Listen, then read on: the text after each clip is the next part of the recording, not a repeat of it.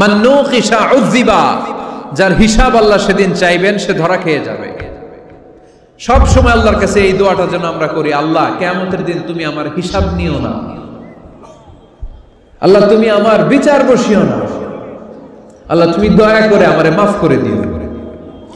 আল্লাহ যার বিচার করবেন ও জাহান্নামে যাবে, আর যার বিচার করবেন না সে জান্নাতে যাবে।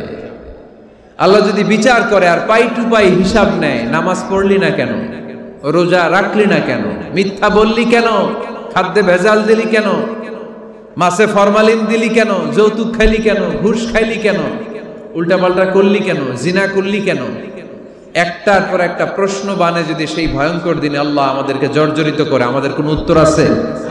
সেদিন আমাদের বাঁচার কোনো উপায় আছে?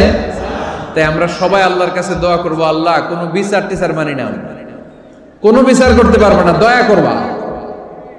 কথা কয় না? কি করবে? এবার আওয়াজ করে বলেন, বিচার চান না দয়া চান? তিনি যদি দয়া করেন তবেই আমরা জান্নাতে যেতে পারবো, ঠিক কিনা?